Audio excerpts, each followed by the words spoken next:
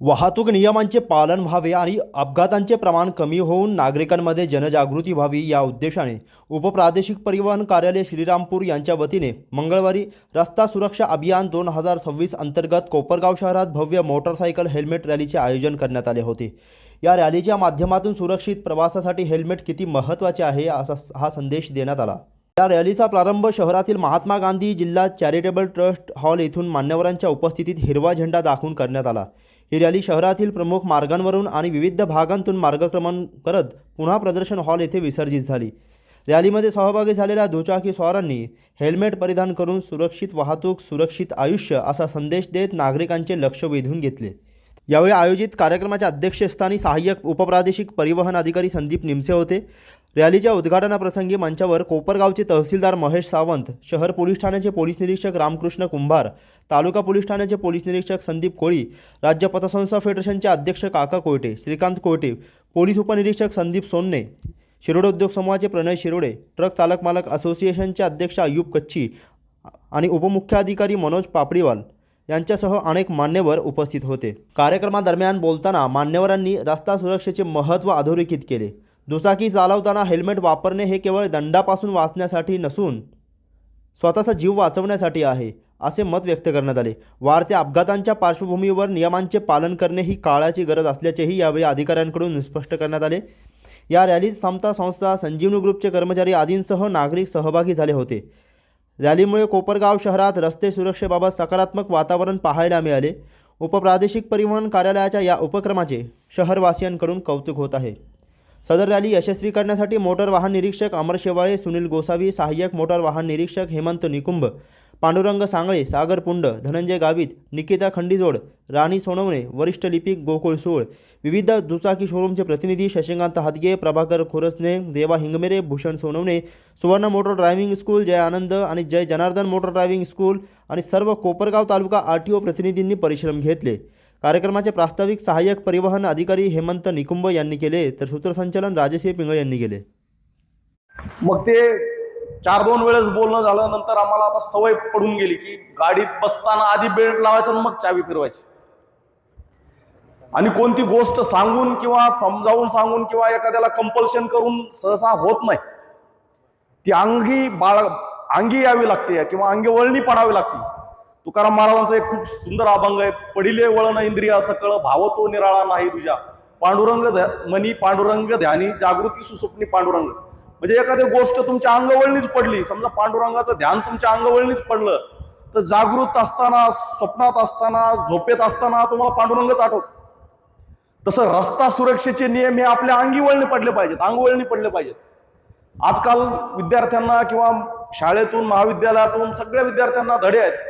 Even आता तर नर्सरीच्या बालकांना देखील सिग्नलचे कलर कोणते आहेत, स्टॉप काय, गो काय, वेट काय, हे सगळ्या कलर आणि सिग्नलची माहिती दिली जाते आणि त्याच्यातून लहानपणापासूनच हे धडे दिले जातात। आणि आपण पाहतोय मागच्या 10-20 वर्षातला ऑटोमोबाईल इंडस्ट्रीचा विस्तार, लोकांची कामाची वाढलेली गती आणि त्याचबरोबर वाढलेलं ॲक्सिडेंटचं प्रमाण, याच्यामध्ये मी डोळ्यांनी पाहिलेले ॲक्सिडेंट आहेत। कुंभार साहेब मी आय विटनेस आहेत। आपल्या वावी रोडवर एक 4 व्हीलर म्हणजे फार मोठी व्यक्ती हस्ती होती ती, त्याचे मुलगा, मुलगी आणि आई वडील म्हणजे 4 जण, आई वडील, सून आणि मुलगा असे 4 जण त्या गाडीमध्ये होते, ड्रायव्हिंग करत होते। स्कोडा गाडीचा एवढा मोठा ॲक्सिडेंट झाला, पुढचे 2 जण जे होते त्यांनी पुढून धडक दिली, पुढचे 2घही वाचले, मागचे 2घही जागेवर गेले।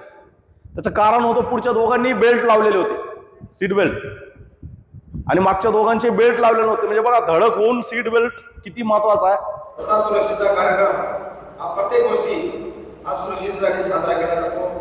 त्यामुळे रस्ता ओलांडताना किंवा रस्ता पास करताना आपण काय काळजी घ्यायला पाहिजे, त्यामुळे प्रत्येक ठिकाणी शाळेत जाऊन आम्ही लहान मुलांना या नियमांच्या बाबतीत कसं त्यांना नियम, अटी, शर्ती काय ट्रॅफिकमध्ये काय असतं त्याबाबत आम्ही त्यांना शाळेत जाऊन अभियान राबवत असतो आणि त्यांना काहीतरी प्रश्न उत्तरा स्वरूपात आम्ही प्रश्नपत्रिका देऊन त्यांची एक्झाम घेत असतो।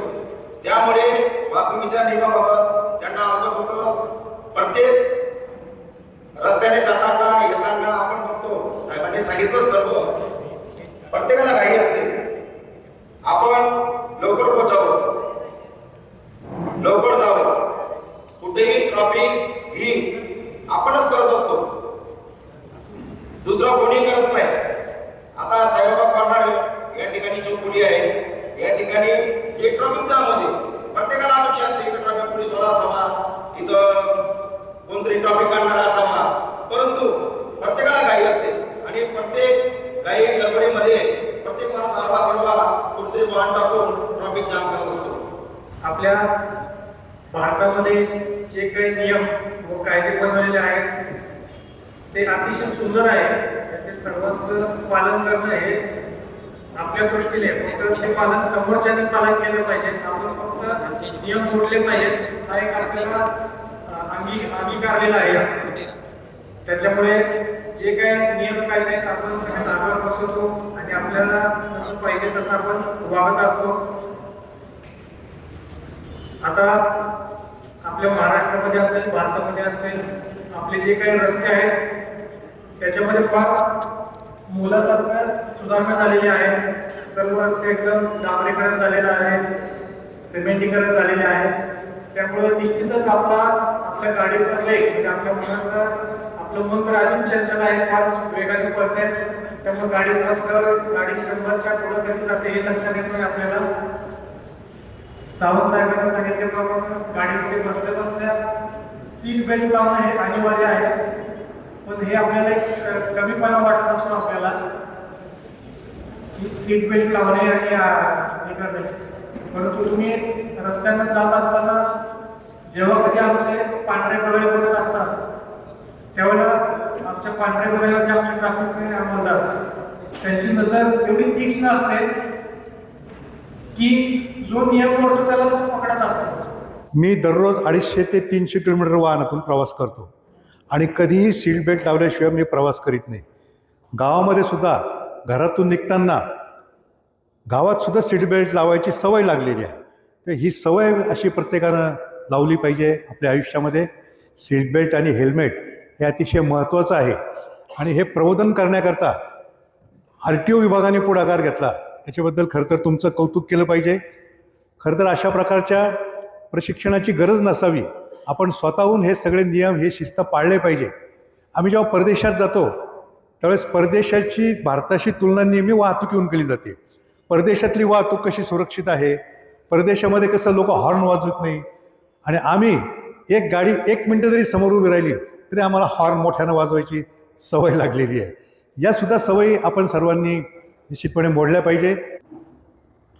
जरी ह्या कार्यक्रमाच्या बोर्डवरती उपप्रादेशिक परिवहन कार्यालय श्रीरामपूर दिसत असेल तरी हा कार्यक्रम फक्त डेप्युटी RTO ऑफिसचा नाही आहे. तर हा कार्यक्रम पोलीस विभाग, महसूल विभाग, RTO विभाग, कोपरगाव शहरातली मोटर मालक चालक संघटना, सर्व वाहन वितरक आणि सर्व मोटर ड्रायव्हिंग स्कूल या सर्वांच्या मिळून आहे. सोबत संजीवनी उद्योग आणि समता स्कूल आणि पतसंस्था या सर्वांनी मिळून हा कार्यक्रम आयोजित केला आहे.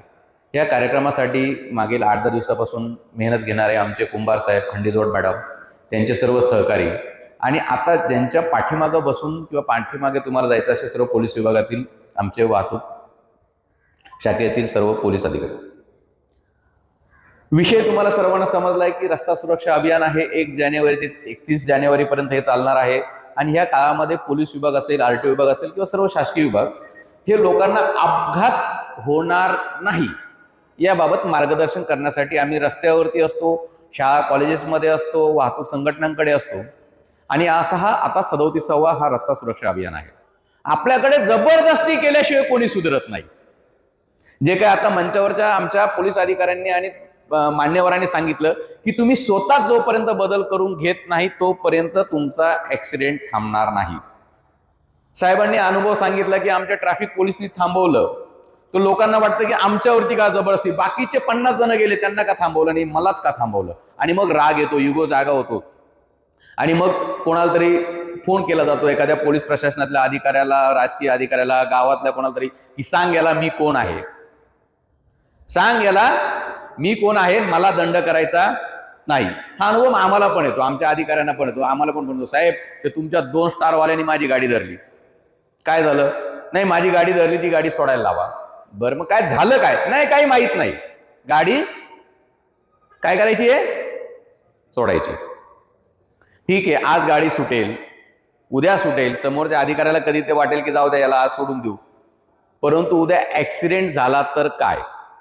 आम्ही कोणीही तुमच्याकडनं दंड वसूल करण्यासाठी किंवा सरकारमध्ये महसूल जमा करण्यासाठी तुमच्यावरती कारवाई करत नाही. सगळ्यात पहिले पोलीस विभाग आणि आरटीओ विभागाबद्दल जी लोकांच्या मनात प्रतिमा आहे की आम्हाला तुमच्याकडनं दंड जमा करायचा नाही, आम्हाला तुमच्याकडनं कुठलाही दंड जमा करायचा नाही, ते आमचं टार्गेट नाही. तुम्ही नवी गाडी घेतली की ऑटोमॅटिक टॅक्स भरतात, कर भरतात, त्याच्यात आमचं घरदार चालतं, आमचा पगार त्याच्यातनं होतो.